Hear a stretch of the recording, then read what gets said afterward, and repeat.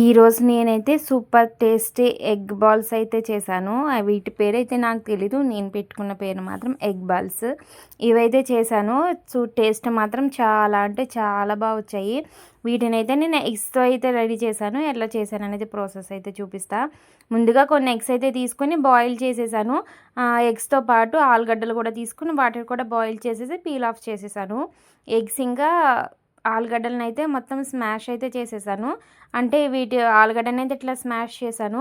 ఎగ్స్ని మాత్రం మనం క్యారెట్ తురుముకునేది ఉంటుంది కదా, దాంతో అయితే తురిమేశాను.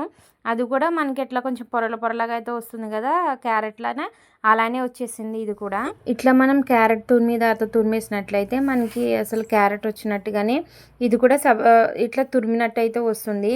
మీకు అవసరం లేదని అనుకుంటే ఎల్లోనైతే తీసేయచ్చు. తర్వాత మిల్ మేకర్ ఉంటుంది కదా, దాన్ని వేడి నీళ్ళలో తీసిన తర్వాత గట్టిగా వాటర్ అయితే పిండేసి ఇట్లా మిక్సీ అయితే చేసుకున్నా. ఇందులోనే నేను మిల్ మేకర్ యాడ్ చేసేసి ఆ ఎగ్స్ తురిమి పెట్టుకున్నా కదా, అందులోనే కొన్ని ఉల్లిపాయ ముక్కలు, పచ్చిమిరపకాయ ముక్కలు, కొత్తిమీర, ఇంకా కొన్ని కరివేపాకు ముక్కలు ఇవన్నీ యాడ్ చేసేసి, కావాలంటే కొంచెం వాము కూడా యాడ్ చేయండి, టేస్ట్ కూడా బాగుంటుంది.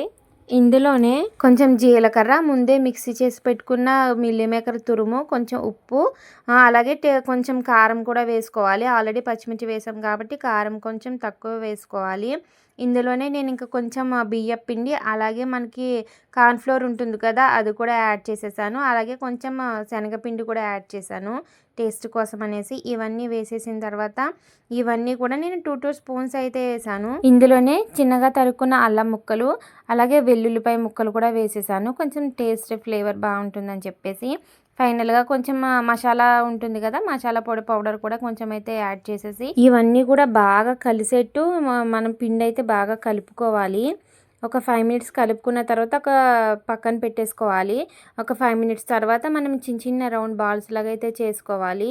ఈలోపు మనం స్టవ్ ఆన్ చేసుకుని బాండీ పెట్టి ఆయిల్ పోసుకొని హీట్ అయ్యేలోపు 2 ఎగ్స్ తీసుకుని అందులోనే ఉప్పు, కారం, పసుపు వేసుకొని బాగా కలిపేసుకోవాలి. మనం ఆమ్లెట్ వేసుకుంటాం కదా, ఆ మాదిరి అయితే కలిపేసుకోవాలి.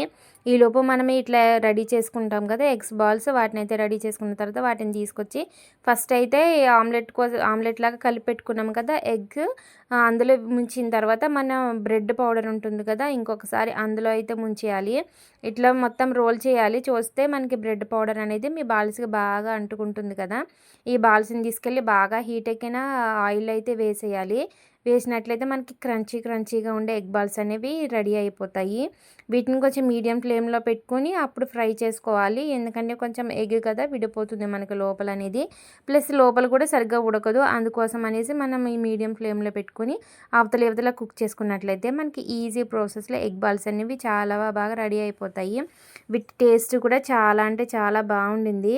ఈవినింగ్ టైంలోని చల్లని వాతావరణానికి పిల్లలు స్నాక్స్ కావాలి అని అడిగినప్పుడు ఒకసారి ఇలాగా హెల్తీగా ప్రోటీన్స్ దొరికే రెసిపీస్ చేసి పెట్టండి. మనకి హెల్త్ బాగుంటుంది, టేస్ట్ కూడా చాలా బాగుంటుంది. వీటికి సాస్ అద్దుకొని తింటే టేస్ట్ నెక్స్ట్ లెవెల్ ఉండింది. వీడియో నచ్చితే లైక్ చేసి షేర్ చేయండి. Do subscribe for more videos. Thank you so much for watching. Bye.